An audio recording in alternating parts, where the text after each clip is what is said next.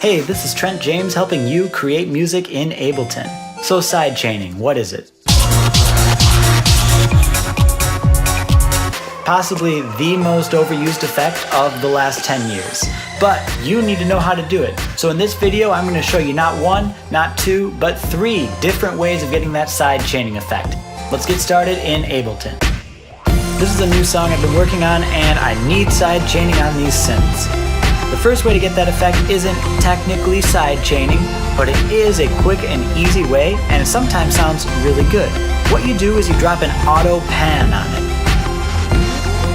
Then you turn auto pan into a tremolo by putting the left and right ears in phase.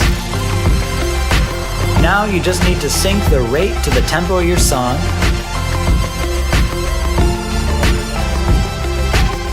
Select the sawtooth waveform and reverse it. You don't know that you love me yet.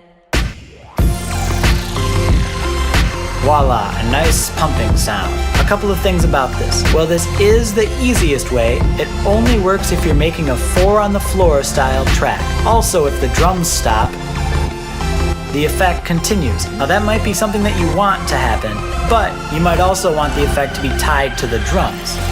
The second way to get this effect is to use a compressor. As you know from an earlier video, compressors apply gain reduction to a signal. That gain reduction can be controlled by an outside signal called a sidechain, and that's where the name of this effect comes from. So let's say you've got a signal like some kind of synth. You could put a compressor on the synth with a sidechain signal of a kick drum. Whenever the kick drum hits, gain reduction will be applied to the synth. So I'll drop compressor on this track, then I'll click the sidechain button. For my sidechain input, I'll choose my kick drum from my drum kit.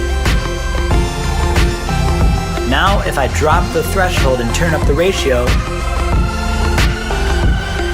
the kick drum will reduce the volume of my synths. You have to play with the release and attack times to make it sound right. Once you get it, it's tied to the kick, so if the kick goes away, the effect stops. So this is the official correct way to do sidechaining, but I don't love this one.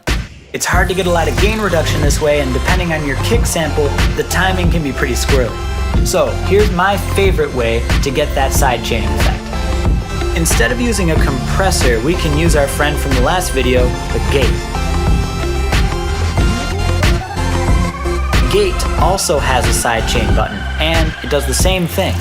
So if I sidechain my synths to the kick, I end up only hearing the synths during the kick drum. So right now the kick is opening the gate, and the gate's closing when there's no kick. So we need to flip it.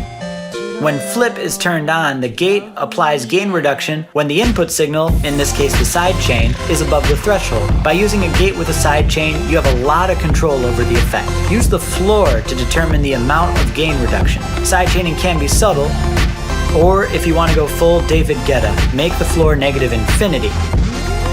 Then you gotta play with the release time to get the timing right. So that's how you get the sidechaining effect. If you want more, please like and subscribe to this channel and check out my other videos. To hear this whole track, click the SoundCloud link in the description. And until next time, just keep making music.